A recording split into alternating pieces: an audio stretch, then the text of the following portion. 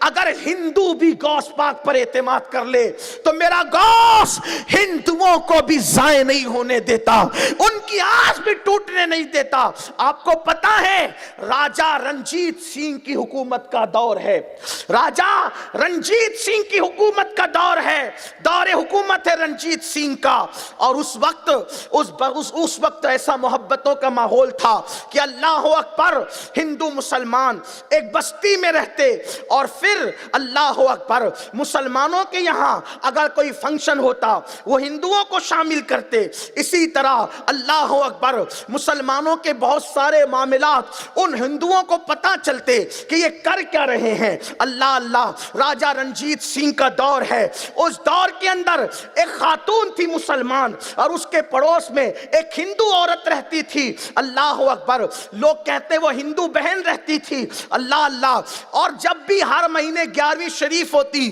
تو 11ویں میں وہ خاتون اپنی اس ہندو سہیلی کو، پڑوسن کو جو ہے شامل کرتی، تو وہ بہن پوچھتی کہ آخر یہ 11ویں کیا ہے، تو اس مسلمان عورت اس کو بتاتی کہ ہمارے بڑے پیر صاحب ہیں، بغداد کے تاجدار، ولیوں کے سلطان، جنہوں نے مردے زندہ کیے، یہ کیا وہ کیا، ساری چیزیں۔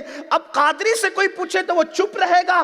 یا اللہ، ہم تو کہتے کوئی چھیڑ کر تو دیکھے، ہم اتنا بتائیں گے غوث پاک کے لیے کہ غوث پاک کے لیے کہنے والوں نے کہا اگر پوری زمین کے درختوں کے پتوں کو کاغذ بنا دیا جائے، درختوں کی کلموں کو، اس کی ٹہنیوں کو قلم بنا دیا جائے، سارے سمندروں کو روشنائی بنا دی جائے، انسان، جنات، فرشتے سب مل کر غوث کی شان لکھتے رہے تو لکھنے والے تھک جائیں گے، پتے ختم ہو جائیں گے، روشنائی ختم ہو جائے گی، سمندروں کا پانی ختم ہو جائے گا، میرے غوث کی شان کبھی ختم نہیں ہو سکتی، کیونکہ ان کی شان یہ ہے، وہاں کیا مرتبہ اے غوث ہے بالا تیرا، اونچے اونچوں کے سروں سے قدم آلہ تیرا، سر بلا کیا کوئی جانے کہ ہے کیسا تیرا، اولیاء ملتے ہیں آنکھیں، وہ ہے تلوہ تیرا، سارے اقطاب جہاں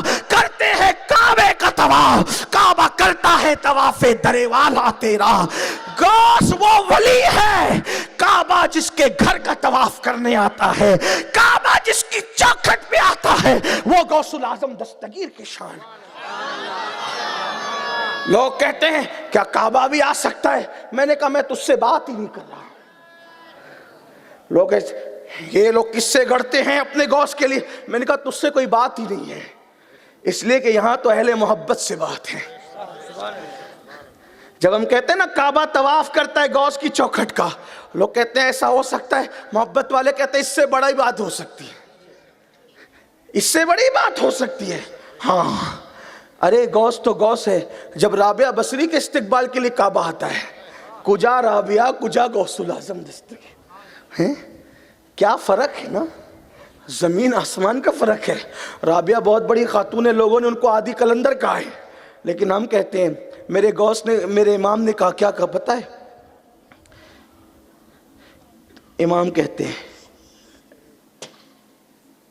سر بھلا کیا کوئی جانے کے ہے کیسا تیرا، اولیاء ملتے ہیں آنکھیں، کیسے ملتے ہیں؟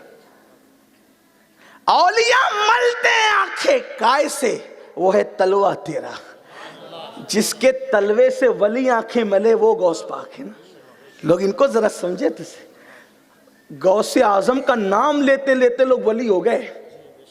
حضور محدث اعظم کچوچوی نے فرمایا تھا، سرکار محدث اعظم کچوچوی فرماتے ہیں یا غوث کہتے کہتے ہو جاتے ہیں غوث، خواجگی مل جاتی ہے خواجہ کا دم بھر کے تو دیکھ، کوئی دل سے پکارے نا۔ بہرحال تو وہ جو ہندو خاتون تھی جو پڑوس میں رہتی تھی، وہ پوچھتی تھی یہ بڑے پیر کون ہے، تو انہوں نے بتایا کہ وہ حسنی حسینی میرے نبی کی آل ہے، یہ ہے، مردے زندہ کرتے ہیں، مدد کرتے ہیں، پکار وغیرہ وغیرہ۔ تو اس خاتون نے اپنے پڑوس کی ہندو اس کی سہیلی کو بتایا کہ ہمارے بڑے پیر ایسے ہیں۔ اب میں بڑے پیر کو بتاؤں تو میرے بڑے پیر تو بہت بڑے پیر ہیں، بلکہ حضرت خواجہ خضر کہتے ہیں، خضر علیہ السلام کہتے ہیں عبد القادر جیسا ولی نہ ان سے پہلے پیدا ہوا نہ قیامت تک ان کے بعد پیدا ہو سکتا. ولی لوگ جھاڑو دیتے ہیں ان کی چوکھٹ پہ. میں اپنی طرف سے نہیں کہہ رہا ہوں، بہجت الاسرار اٹھا کے دیکھیں، قلائد الجواہر اٹھا کر دیکھیں، تفریح الخاطر اٹھا کے دیکھیں. صرف ان کی چوکھٹ پہ جھاڑو دینے سے بھی کوئی ولی بنا، ان کی چوکھٹ چومنے سے بھی کوئی ولی بنا. میرے عزیز چیز کو ہے تو ہائے ہائے کیسا رنگ چڑھا ہے 11ویں کا. جب کرو 11ویں، جب کرو 11ویں، جب کرو 11ویں. اور جو 11ویں کرتا ہے محروم نہیں رہتا. مجھ سے بہت لوگوں نے کہا پریشان ہے کیا کریں، میں نے کہا 11ویں کر. ہاں کر کے دیکھ لو، دیکھ لو نا کر کے. ہاتھ کنگن کو آرسی کیا ہے، لیکن یاد رکھنا یقین سے کرنا. تاجر والی مات کرنا 11ویں، غلاموں والی کرنا. ہاں غلاموں والی کیا ہوتی ہے اور تاجر والی کیا ہوتی ہے؟ تاجر والی ہوتی کہ میں نے یہ کیا تو ادھر سے ہی آئے گا، نہ ہم نے یہ کیا، اب آپ صرف قبول کر لیں آپ کا احسان ہے بس، پھر دیکھنا کرم کیسے ہوتا. وہ 11ویں کرتی تھی ہر مہینہ، اور وہ ہندو اس کی سہیلی آتی تھی تو وہ بتاتی رہتی تھی. اس کے دل میں بھی غوث پاک کی محبت پیدا ہوگی. وہ ہندو خاتون کے، وہ تھی غریب لیکن غوث پاک کو وہ بھی چاہنے لگی. ایک دن وہ ہندو خاتون اپنے میکے جا رہی تھی، دیوالی کے دن تھے، اس نے جانا تھا اپنے میکے. اس کا غریب شوہر، اس کا پتی اس کے ساتھ تھا، اور اس خوبصورت لڑکی کو ایک بدعقیدہ اس پہ نظر رکھے ہوئے تھا، اور وہ اپنے آپ کو مسلمان کہلاتا تھا. اس پہ وہ چاہتا تھا کہ اس کی غربت کا وہ سودا کرے، غربت کو روکڑا کرے، اس کی غربت کا مذاق اڑائے. تو یہ بہت کوشش کرتا تھا. لیکن یہ ہندوستان ہے، ہمارا بھارت ہے، یہاں مسلمان ہو کہ ہندو ہو کہ سکھ ہو کہ عیسائی ہو، کسی کی بیٹیاں ہمارے یہاں بے غیرت نہیں ہیں. یہاں کی مٹی میں اللہ نے محبت رکھی اور حیا رکھی ہے. یہاں کی بیٹیاں بہت باغیرت ہے، کسی مذہب کی ہو بہت باغیرت ہے. ہم نے اپنے بچپن میں دیکھا ہے، اب تو ٹی وی سیریلوں نے سب کو بے پردہ کیا. ہم اپنے بچپنے میں دیکھتے تھے کسی مذہب کی عورت ہو، کبھی وہ بغیر دوپٹے کے اور بغیر گھونگھٹ کے مردوں کے سامنے نہیں آتی. بلکہ ہم نے راستے میں جھاڑو دینے والی عورتوں کو بھی اپنے بچپنے میں دیکھا ہے کہ وہ مسلمان نہ تھی، ان کو لوگ نچلی ذات کا کہتے تھے. مگر ہم جیسے بچے بھی اسکول جاتے وقت آ جائیں تو دیکھتے تھے کہ ان کا گھونگھٹ ان کے ماتھے سے لٹک رہا ہوتا، اس کا چہرہ بھی نہیں دیکھ پاتے تھے. آج تو کروڑ پتیوں کی بیٹیاں بے پردہ نکل گئی. آج تو ارب پتیوں کی بیٹیاں ولیموں کے اندر بغیر دوپٹے کے جا رہی ہے. بے غیرتی ہے. لوگ کہتے ہیں پردہ ایسا پردہ ویسا. میں نے کہا پردے کی تعلیم اسلام تو دیتا ہے، لیکن ہندوستان کی مٹی نے بھی پردے کی تعلیم دی ہے، ہندوستان کی تہذیب نے بھی پردے کی تعلیم دی ہے. ہمارے مذہب میں بے پردگی کی اجازت نہیں ہے، بالکل صحیح ہے، لیکن ہندوستان کی پرانی تہذیب بھی پردے کی بات کرتی ہے. پردہ ہمارے یہاں اسلام میں ہے، بالکل ہے الحمدللہ. جہاں حیا ہوگی وہاں پردہ ہوگا. اسلام بھی حیا کی بات کرتا ہے. ہندوستان کی مٹی میں بھی اللہ نے حیا رکھی ہے، اور مجھے ایسا لگتا ہے کہ اس مٹی میں حیا اس لیے ہے کہ سب سے پہلے با حیا اسی زمین پہ آیا آدم کی شکل میں. ان کے قدموں کی برکت ہے کہ اس مٹی میں حیا ہے. تو اس بدعقیدہ جو اپنے آپ کو مسلمان کہتا تھا، جب دیکھا کہ دونوں میاں بیوی پتی پتنی جا رہے ہیں، پیدل کوئی سواری نہیں ہے، اس گاؤں سے اس گاؤں جانا ہے، بیچ میں جنگل ہے، ایک گھوڑا لے کے پیچھے پیچھے چل پڑا. جب پیچھے پیچھے چل پڑا تو یہ دونوں میاں بیوی کو روک کے کہتا ہے کہ بھئی میرے گھوڑے پہ بیٹھ جاؤ. اس کے شوہر نے کہا کیسے گھوڑے پہ بیٹھیں، ایک گھوڑے پہ کیسے تمہارے ساتھ کیسے بیٹھے، نہیں بیٹھ سکتے.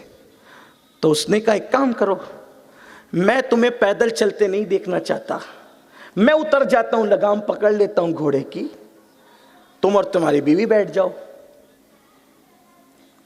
انہوں نے کہا نہیں بھئی ہمیں تیری آنکھ میں کچھ اچھا نظر نہیں آتا. تو وہ جو عورت تھی نا، اس کی بیوی، اس نے کہا کہ ہم بیٹھیں گے، ایک شرط ہے، تم کوئی ضمانت دو، کوئی گارنٹی دو، عہد دو، ہم بیٹھ جائیں گے. اب وہ تھا تو بدعقیدہ، کلمہ پڑھتا تھا، لیکن ظاہر سی بات ہے ہر مسلمان کلمہ پڑھنے والا اچھا ہو یہ کوئی ضروری تھوڑی ہے. کچھ تو ایسے بدبخت بھی ہوتے نا، اور وہ بڑی تفصیل ہے، اس میں بھی میں اس کی طرف نہیں جاتا. لیکن ہے تو ایسے کہ زبان سے کلمہ پڑھتے اندر کوئی کلمے کا اثر ہوتا بھی نہیں نا، ایسے بدبخت بھی تو ہیں نا. تو اس نے کہا کس کی ضمانت چاہیے؟ کس کی ضمانت چاہیے؟ کون سا ہے چاہیے؟ اس کی زبان سے پٹ نکلا، کیونکہ اس کی بات زبان پہ بار بار غوث غوث یا غوث یا غوث یا غوث تھا۔ اس نے کہا کہ وہ 11ویں والے پیر صاحب ہیں نا، ان کی ضمانت دے دو، کہ ان کی ضمانت تم ہمارے ساتھ غلط نہیں کرو گے۔ اس کو تو اور آسان تھا، کیونکہ تھا بد عقیدہ، ولیوں کا ماننے والا نہیں تھا وہ اس دور میں، پتہ نہیں کس چکر میں پڑ گیا تھا۔ اس لیے کہ وہ دور ہے، ابھی انگریزوں کی آمد شروع ہو چکی تھی۔ آپ تاریخ پڑھ لیں، راجہ رنجیت سنگھ کا جو تھا، یعنی ابھی بدعقیدگی کے جراثیم ہندوستان میں شروع ہو چکے تھے۔ جس طریقے سے ابھی وہ ایک نیا وائرس آ گیا نا، جیسے تو ابھی 5 مریض آپ کے یہاں بھی تو کیسے تھوڑے سے شروع ہوئے نا، تو ایسے اس دور میں وہ بدعقیدگی کے جراثیم شروع ہو گئے تھے۔ سب کو نہیں لگے تھے، ایسے چند کو لگے تھے، اور باقی سب لرزہ بر اندام تھے۔ تو یہی ہوا، اس کو کہا کہ بڑے پیر صاحب کی ضمانت دے دو۔ اس نے کہا فوراً ہاں بالکل بالکل بڑے پیر صاحب کی ضمانت۔ تو کہا کہ اچھا سوار ہو جاؤ، میں اترتا ہوں، سوار ہو جاؤ۔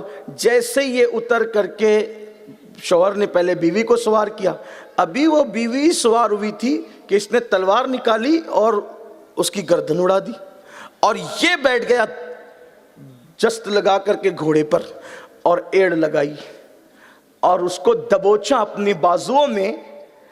جب دبوچ رہا تھا اپنے بازو میں، تو وہ ایسے جھک جھک کر دیکھ رہی، پیچھے مڑ کے دیکھ رہی تھی۔ تو اس نے مذاق اڑاتے ہوئے کہا، اے لڑکی، یہ مڑ مڑ کے کس کو دیکھ رہی ہے؟ تیرے پتی کو تو میں نے قتل کر دیا ہے۔ کہا میں نے دیکھا میرا پتی قتل ہو گیا ہے، لیکن میں بڑے پیر کو دیکھ رہی ہوں، 11ویں والے پیر کا انتظار ہے۔ تو نے کہا تھا نا میں ان کی ضمانت دیتا ہوں، جس کی ضمانت دی ہے وہ بچانے کے لیے ضرور آئے ہے۔ اور ایک نقاب پوش تلوار نکالتا ہے، اور تلوار نکال کر کے اس کی گردن اڑاتا ہے۔ وہ جو کہہ رہا تھا نا وہ تو مر کے گھر چکے ہیں، وہ تو مر کے ختم ہو چکے ہیں، میں کہتا ہوں یقین ہو تو کوئی آج بھی میرے غوث کو مدد کرتا ہوا پا سکتا ہے۔ اللہ اکبر۔ کسی کہنے والے نے کہا تھا کہ یہ ادائے دل نوازی کوئی میرے دل سے پوچھے، یہ ادائے دستگیری کوئی میرے دل سے پوچھے، وہی آ گئے مدد کو میں نے جب جہاں پکارا، وہی آ گئے مدد کو میں نے جب جہاں پکارا۔ شیخ عبدالحق محدث دہلوی کہتے ہیں کہ غوث پاک آج بھی اپنی قبر سے زندوں کی طرح تصرف کرتے ہیں۔ غوث پاک نے فرمایا میں مشرق میں رہوں اور میرا مرید مغرب میں رہے، اور وہ گر رہا ہو ٹھوکر کھا کے، تو میں اس کا ہاتھ پکڑ کر اس کو بچا لیا کرتا ہوں۔ اس کا سطر کھل رہا ہے تو میں اس کے سطر کو ڈھانپ دیا کرتا ہوں۔ اللہ اکبر۔ آج بھی وہ مدد کرتے ہیں، ان کی امداد آج بھی ہے۔ کوئی سچے دل سے پکار کر تو دیکھے، میرے لب پہ رات دن ہے، تیرا نام غوث اعظم تیرے ذکر سے بنے ہیں، میرے کام غوث اعظم میرے راستے میں آ کے کوئی مشکلیں نہ ٹھہری، میرے کام آ گیا ہے تیرا نام غوث اعظم۔ اللہ اکبر۔ تو جب اس خاتون نے دیکھا نقاب پوش آئے، گھوڑا روک لیا گیا، ایک نقاب پوش نے اٹھایا، گردن اڑا دی، گردن اڑائی۔ اس خاتون سے کہا بیٹی کیا چاہتی ہے؟ اس نے کسی کو پہچانا تو نہیں، لیکن کہتی ہے میرا تو سہاگ ہی اجڑ گیا۔ پھر وہ گھوڑا لے کر، وہ تلوار لے کر جس سے خون ٹپک رہا تھا، وہ لاش کے قریب آئے، اور ایک نقاب پوش نے جو ہے وہ گردن اور جسم کو جوڑ دیا اور کہا کم باذن اللہ، زندہ زندہ ہو گیا۔ اس خاتون نے کہا اے نقاب پوشو ذرا بتاؤ نا کون ہو؟ تو جب نقاب الٹا گیا تو ایک تو اسی گاؤں کے کتب تھے جو مجذوب بن کر کے بیٹھے تھے، اور دوسرے میرے اور تمہارے پیر سرکار عبد القادر جیلانی۔